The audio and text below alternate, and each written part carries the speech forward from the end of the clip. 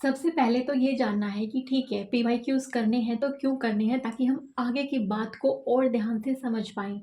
क्योंकि बहुत सारी बुक्स हैं यूपीएससी में करने के लिए। बोला जाता है कि यूपीएससी का सिलेबस समुद्र के समान है, लेकिन हमें पढ़ना है लेक के जितना।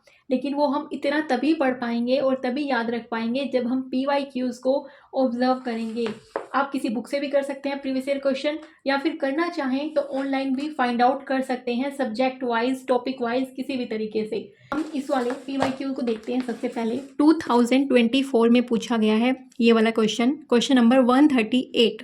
इसमें आप जो भी क्वेश्चन है उसको आप या तो वीडियो को पॉज करके एक बार अच्छे से पढ़ लें, ताकि आप जो मैं आगे बताने वाली हूँ उस चीज़ के साथ रिलेट कर पाएँ। जो ये क्वेश्चन है वो same to same, line to line आपको यहाँ पे मिल जाता है। जस्ट मिनट, यहाँ पे जब आप इस वाले पैराग्राफ को रीड करोगे, इस वाले पैराग्राफ को यहाँ से यहाँ तक, आपको उस क्वेश्चन की एक एक लाइन समझ में आ जाएगी। और सेम इसी तरीके से इस टॉपिक से बहुत सारे क्वेश्चन पूछे जाते हैं हर बारी, लगभग हर बारी। 2023 में यहाँ से क्वेश्चन पूछा गया है, बिल्कुल लाइन टू लाइन आप मैच कर पाओगे। तो क्वेश्चन को एनालिसिस ऐसे करना है कि क्वेश्चन को पढ़ना है, देखना है कौन सी यूनिट से है, कौन से टॉपिक से है, उस टॉपिक को हाईलाइट करके बार बार रिवाइज करना है। तो इस तरीके से करना है एनालिसिस। आपको डायग्राम को भी स्किप नहीं करना है। 2024 में इस डायग्राम से क्वेश्चन पूछा गया है। मैंने सबसे पहले जो भी इम्पोर्टेंट चैप्टर हैं वो मैंने वीडियो से किए हैं, क्योंकि मेरा ह्यूमैनिटी वाला बैकग्राउंड नहीं था। मैग्नेट ब्रेन की जो वीडियो हैं वहाँ से मैंने हर एक टॉपिक को समझा है जो इम्पोर्टेंट है, और उसके बाद उसको रीड किया है। पहले पेंसिल से लाइन बनाई है, फिर ये देखा है कि पीवाईक्यूज़ के अकॉर्डिंग कौन कौन सी चीज़ें इंपॉर्टेंट है, उनको फिर हाईलाइट किया है, और बार बार उन्हीं चीज़ों को अभी मैं रिवाइज़ करती हूँ। तो इस तरीके से आप अपनी जो पीवाईक्यूज़ हैं उनको आप एनालिसिस कर सकते हो और ख़ुद के नोट्स बना सकते हो। मैं जो प्री के लिए है नोट्स वो मैं बुक में ही बना लेती हूँ, अलग से नहीं लिखती हूँ। जो भी मुझे इंपॉर्टेंट लगता है उसको हाईलाइट करके और वहीं पे कुछ चीज़ें मैं लिख लेती हूँ।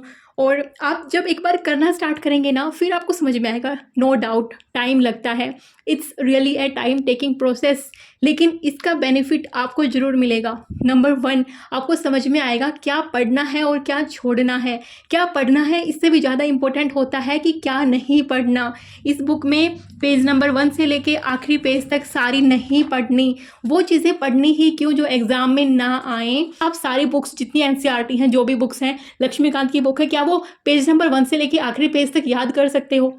याद करना तो छोड़िए, कि आप वो बार बार रिवाइज कर सकते हो, पढ़ सकते हो?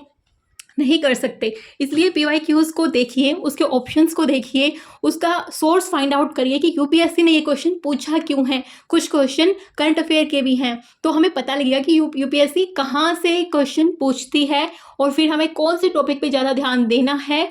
हर एक बुक को 1 पेज से आखिरी पेज तक नहीं पढ़ना है। मैं बार बार इस चीज़ पे एम्फेसाइज कर रही हूँ, क्योंकि इसमें पहली बात तो आपके पास इतना टाइम नहीं होगा कि आप हर एक बुक को पढ़ पाओ। और पढ़ भी लोगे, मान लिया आपने डेली के 12-14 घंटे पढ़ाई करी है, तब जाके एक साल में आप इतनी सारी बुक्स को कवर कर पाओगे, लेकिन उसमें से याद कितना रखोगे। आखिरकार ये मायने नहीं रखता कि आपने क्या क्या पढ़ा, लास्ट वाले दिन जब एग्ज़ाम देने गए आपको याद क्या क्या रहा, ये मायने रखता है। तो जितना इंपॉर्टेंट चीज़ें आप याद करोगे उतना वो अच्छे से याद रहेंगी भी। सारी चीज़ें पढ़ते रहोगे, याद कुछ रहेगा ही नहीं, तो इसका कोई फ़ायदा है नहीं। इसलिए प्रीवियस ईयर क्वेश्चन को एक एक करके उठाइए। आपको ना इस बुक में 95 से लेके ईयर 1995 से लेके 2024 तक के मिलेंगे। लेकिन आपको करना क्या है, सबसे पहले 2024 से स्टार्ट करना है, उसके बाद बैक टू बैक आपको क्वेश्चन सॉल्व करना है। सबसे पहली बात तो जब आप पीवाईक्यूज़ करोगे ना, आपको ये पता लगेगा कि जैसे कि ये जो बुक है ज्योग्राफी की, जितनी भी एनसीईआरटीज़ हैं यूपीएससी के लिए, उनमें सबसे इम्पोर्टेंट एनसीईआरटी ये है 11th क्लास की, ये वाली बुक। 11th क्लास में भी 2 बुक आती हैं ज्योग्राफी की। ये पता लगेगा कि सबसे इम्पोर्टेंट ये वाली बुक है, इसको आप स्किप नहीं कर सकते, कि आपको कम से कम 10-15 बार रिवाइज करनी पड़ेगी। लेकिन क्या ये पूरी बुक रिवाइज करनी है, क्या पेज नंबर 1 से लेके और क्या लास्ट पेज तक ये हमें रिवाइज करनी है, क्या या ये हमें सारी बुक पढ़ देनी है इतनी बारी? जी नहीं।